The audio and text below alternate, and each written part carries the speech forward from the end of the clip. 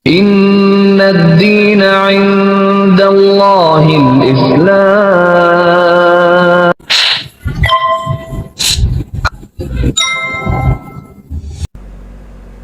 Apa bedanya agama Kristen dengan agama Islam?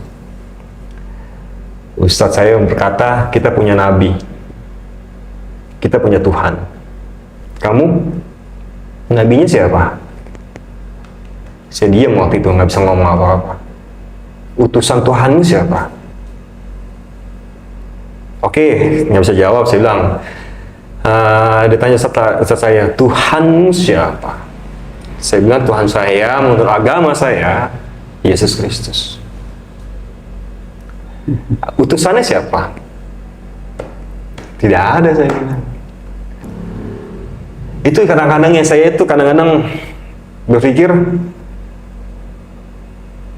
apakah benar Yesus Kristus itu Tuhan atau Nabi? Karena yang setahu saya dia lahir sebagai manusia, hidup sebagai manusia, dan mati sebagai manusia. Tapi Yesus Kristus itu ditangguhkan oleh Allah Subhanahu Wa Taala. Ada dua nabi yang ditangguhkan kematiannya oleh Allah Subhanahu Wa Taala. Satunya Nabi Isa alaihissalam, satunya lagi saya lupa. Itu ditangguhkan. Waktu Yesus berumur 13 tahun pun, waktu bersama Maria berjalan di pasar, Yesus pernah hilang. Pernah lepas dari tangannya Maria atau pandangannya Maria, dan Maria mencarinya, Bunda Maria yang disebut Bunda Maria mencari-carinya. Sedangkan diketemukan Yesus sedang berbicara dengan para nabi-nabi atau para dukun-dukun yang ada di situ. Yesus berkata, kenapa engkau mencariku sedangkan aku berada di rumah Bapakku? Pandai dari Jabat Van Jabat nih. Van Apa nih, susah juga nih nama akun YouTube-nya. Di komentar di video mengejutkan mualaf ini bongkar sisi lain FPI dan HTI. Nah, beliau berkomentar, cari sensasi aja, ujung-ujungnya bohong, kayak Yahya Waloni ngaku rektor. Nah, itu gimana tanggapannya? Ini berarti yang kontra ya? Ini gitu kan. Kalau kita mau bikin sensasi bukan pakai bawa-bawa agama lah. Kalau saya bilang sensasi itu kan bisa aja ya, seperti kayak kemarin ada salah satu YouTuber memberikan sedekah tapi isinya sampah, itu sensasi gitu kan. Sensasi kita harus lihat kontennya juga, isinya gitu kan. Kalau isinya baik, kita bisa cerna dengan pikiran akal kita, bener, kenapa tidak gitu kan. Ya kalau misalnya dibilang hanya itu cari sensasi sendiri, kan udah saya bilang, saya ini cuma punya satu kata tuh yang paling saya pegang sekarang, yang saya patri dalam hati saya itu. Saya itu nggak mau, saya diciptakan tuh bukan untuk membuat manusia terkesan sama saya.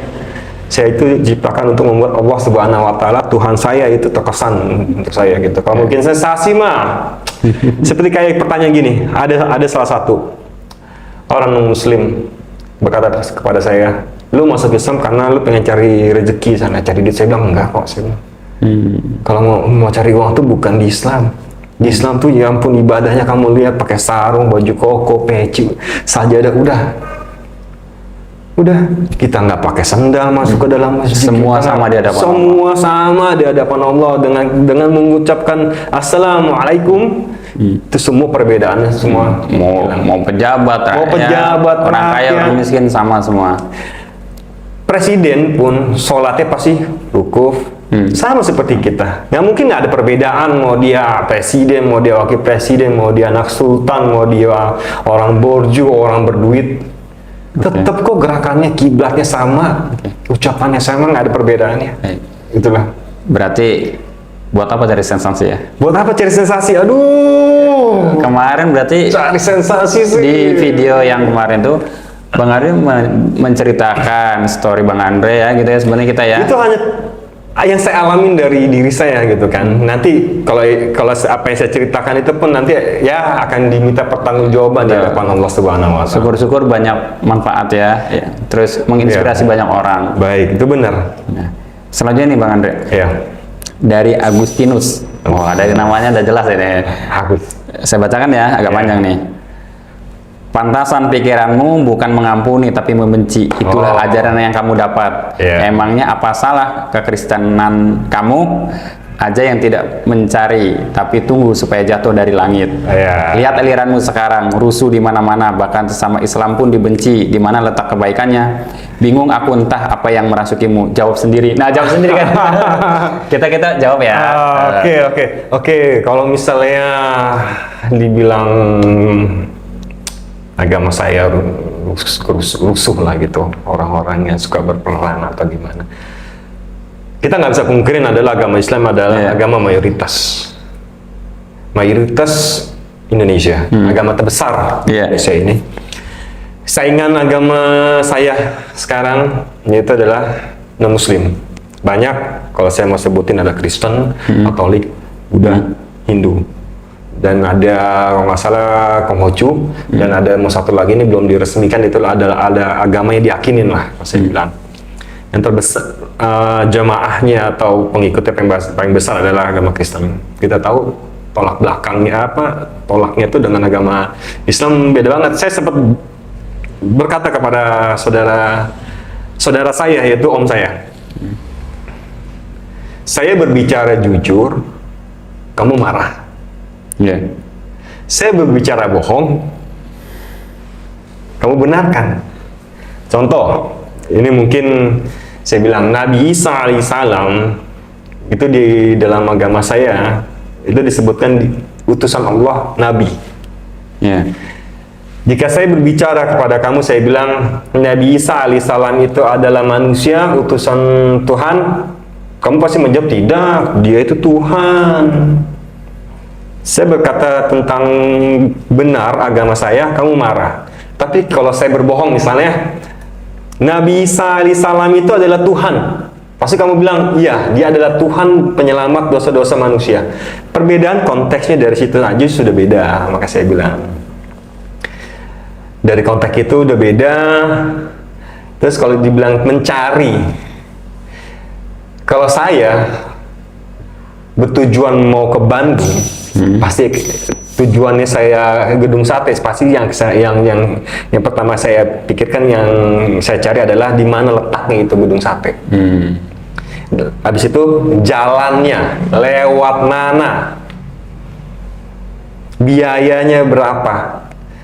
Nah, kalau saya mau gedung sate nggak mungkin ada di Jogja, pasti saya harusnya ke Bandung, gitu kan.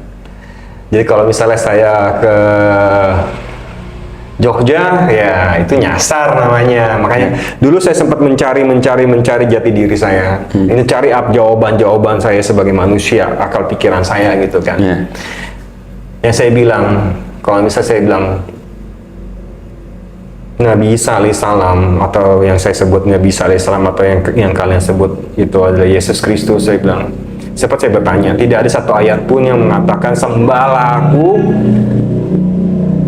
akulah Tuhan Allahmu. Itu tidak ada. Yang kedua, kenapa ya Yesus berdoa? Berdoa itu meminta. Meminta kepada siapa? Kepada Tuhan. Yang ketiga, waktu disalibkan, Yesus Kristus berdoa meminta kepada Bapa, aku serahkan hidupku dan matiku ke dalam tanganmu. Nah, tanganmu ini tangan siapa? Itu kadang-kadang yang saya itu kadang-kadang berpikir,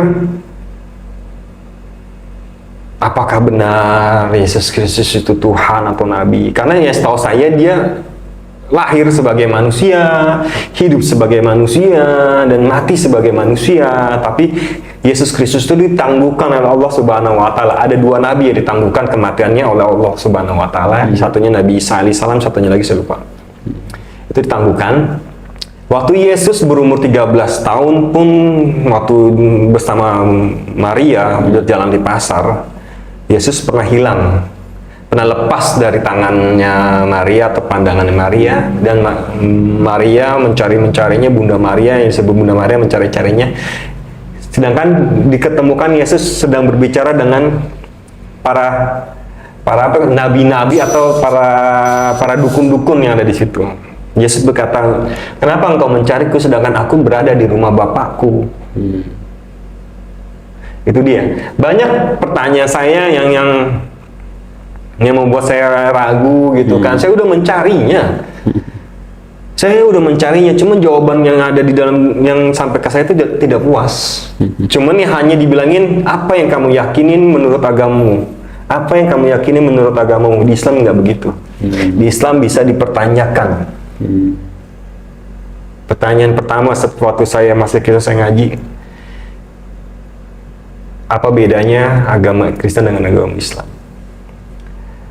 Ustadz saya berkata, kita punya nabi, kita punya Tuhan.